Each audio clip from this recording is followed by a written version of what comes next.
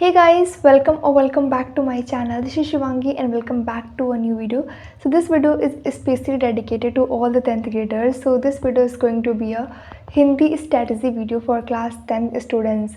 So recently मैंने community post किया था एंड इसमें बहुत सारे कमेंट्स आए कि किस किस चीज़ पे आप लोग को वीडियो चाहिए क्लास 10th वालों को। तो उसमें से मैं फर्स्ट वीडियो बना रही हूँ, वो है हिंदी स्ट्रेटजी वीडियो।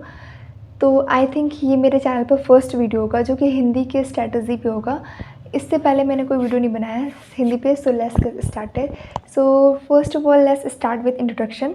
तो I am Shivangi Verma and currently I am studying in 11th as a PCM student and I am a UP board English medium student. So let's get started. So talking about Hindi, तो हिंदी में बहुत 4 part होते हैं majorly अगर देखा जाए तो।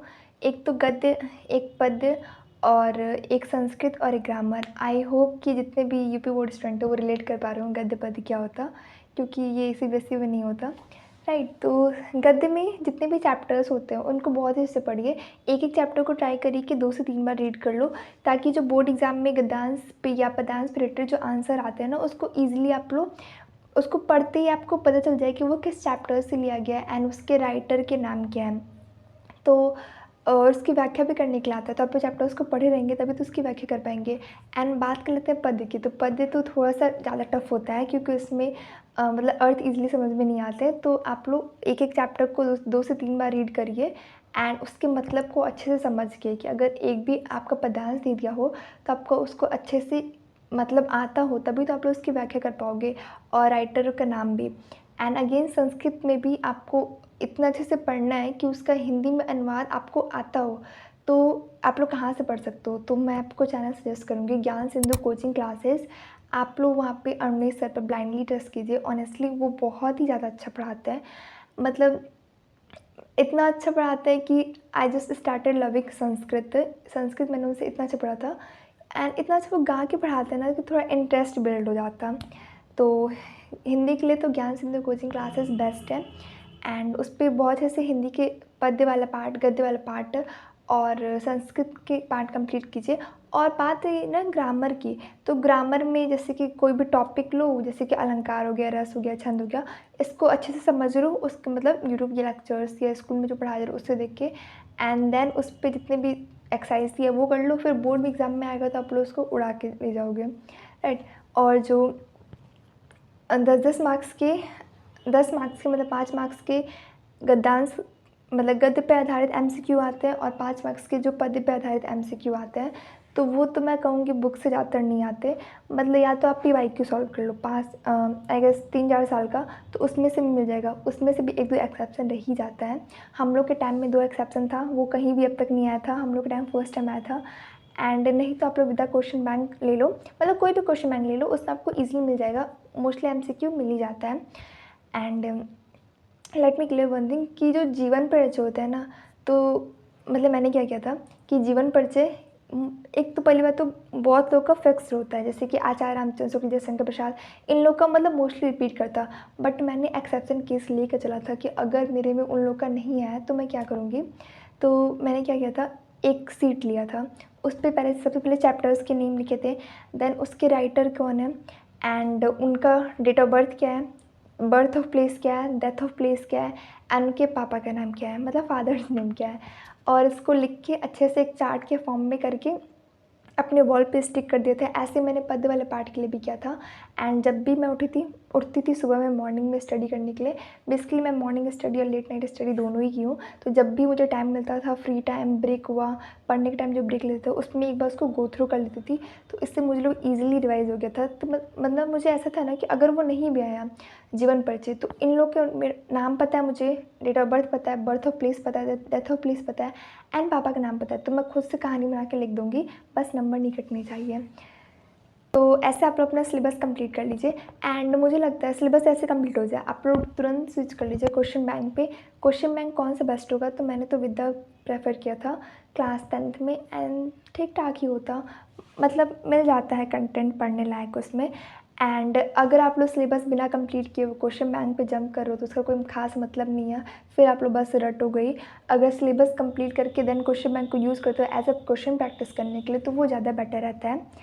तो क्वेश्चन बैंक में ज़्यादा से ज़्यादा क्वेश्चन प्रैक्टिस करिए, एंड जैसे ही क्वेश्चन बैंक हो जाए या क्वेश्चन बैंक के दौरान ही आप लोग ज़्यादा से ज़्यादा PYQ सॉल्व करिए, बिकॉज PYQ सॉल्व करने से क्वेश्चंस अक्सर रिपीट कर जाते हैं यूपी बोर्ड में। एंड मैं आप लोग को PYQ नहीं प्रोवाइड कर सकती क्योंकि मेरा जो पेपर था एंड तो मैंने किसी अपने जूनियर को दे दिया।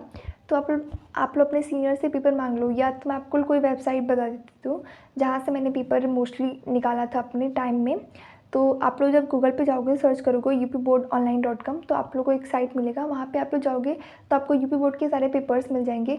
एंड इसका एक बेनिफिट और भी है कि आपको एक तो हर साल के पेपर मिल जाएंगे, और यूपी बोर्ड में 7 सेट होते हैं, तो सातों सेट के मिल जाएंगे और सारे सब्जेक्ट के, एंड ये टोटली फ्री है। So you can visit this website. और लास्ट टाइम में मैंने अनसॉल्व भी सॉल्व किया था, तो अनसॉल्व मैंने राहुल का सॉल्व किया था, क्योंकि हम लोग के टाइम ना, मतलब पिछले साल अनसॉल्व बहुत ही कम मतलब पॉपुलर था, तो हम लोग के टाइम तो राहुल अवेलेबल था, तो मैंने राहुल का यूज़ किया था। एंड उसको भी लगाने का तरीका था, तो मैंने ऑलमोस्ट जनवरी में स्टार्ट किया था, हाँ, अनसॉल्व लगाना। तो प्री बोर्ड हम लोग के जैसे ख़त्म हुए जनवरी में, तो आई गेस हो ही रहे थे, तो मैंने लगाना शुरू कर दिया था अनसॉल्व।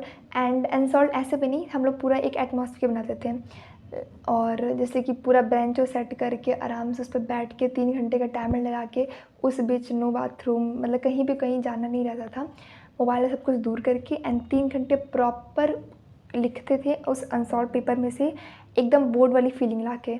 एंड ऑनेस्टली बताऊँ तो जैसे कि दिसंबर नवंबर में मुझे ऐसा लगता था कि टाइम ही कहाँ है, सिलेबस कंप्लीट करो कि या क्वेश्चन बैंक लगाओ कि अनसॉल्व सॉल्व करो।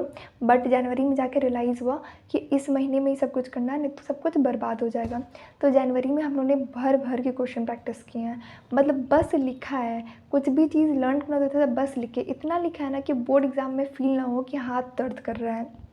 इतना आदत बना लो कि हम लोग की मतलब मम्मी ने शीट लाई थी हम लोग के लिए, इतना सारा हम लोगों ने सब कुछ लिख के ख़त्म कर दिया 1 महीने में। हम लोग इतना सारा पेन ख़त्म हो गया था, ब्लू पेन सारे ख़त्म हो गए थे, तो इतना ज़्यादा लिख के प्रैक्टिस करिए। And now coming to the most asked question कि मेरे हिंदी में मार्क्स इतने कम क्यों हैं।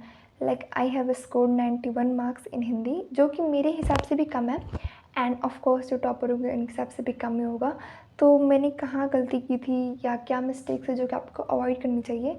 तो बेसिकली हुआ ये था कि हिंदी का फर्स्ट डे का एग्ज़ाम था, उस तो हम लोग को जो फर्स्ट सीट मिली थी वो बहुत अच्छी थी, उसमें मैंने लिख दिया था। एंड आई गेस मैं क्लास में फर्स्ट स्टूडेंट थी जो बी सीट मांगी थी, तो मुझे एक सीट मिला।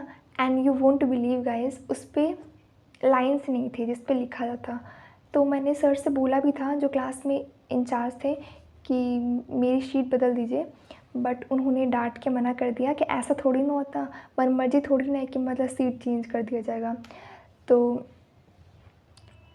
नहीं चेंज हुआ, तो मुझे उसी पे मैं स्केल ली, मतलब रूलर ली, एंड उसी पे लाइन खींच के लिखना स्टार्ट की। तो उसके वजह से मेरा मूड ख़राब हो गया, मेरा काफ़ी ज़्यादा टाइम वेस्ट हो गया। एंड देन उसके बाद लास्ट में काफ़ी टाइम कम बचा, तो जल्दी जल्दी लिखने में राइटिंग भी थोड़ी बिगड़ गई। एंड प्रेजेंटेशन मेरे हिसाब से जितना मुझे लग रहा है कि ओवरऑल प्रेजेंटेशन उतना अच्छा नहीं रहा था मेरा, तो वहाँ पे नंबर कटे होंगे। एंड लिखा तो मैंने अच्छा खासा था, मैंने भरपूर लिखा था, आई गेस मैंने सी सीट तक लिया था, तो लिखने में तो कोई कमी नहीं करी थी। एंड कोशिश कीजिए ना कि आप लोग का पेपर अगर अनसॉल्व दे रहे हो, सॉल्व कर रहे हो, तो 2 घंटे 45 मिनट या 50 तक आप लोग सॉल्व कर जाओ, क्योंकि बोर्ड एग्जाम टाइम में आप लोगों को कम एटलीस्ट 10-15 मिनट चाहिए रहता है कॉपी चेक, आप लोग को कॉपी अपनी चेक करने के लिए कि कहीं मिस्टेक है कि नहीं। एंड उसके बाद आप लोग को जैसे 5 मिनट तो मान के चलो, तो कॉपी बांधने कॉपी भरने में लग ही जाता है, वहाँ पे टाइम वेस्ट करते हैं लोग यार। बहुत ही कम टीचर होते हैं जो कि सपोर्टिंग होते हैं कि वो जल्दी जल्दी कराते हैं। हम लोग को भी टाइम 1-2 टीचर थे लोग, and I am very thankful to all of them. So hey guys, that's all for today's video, and next strategy video जल्दी आएगी, so please stay tune. Thanks for watching.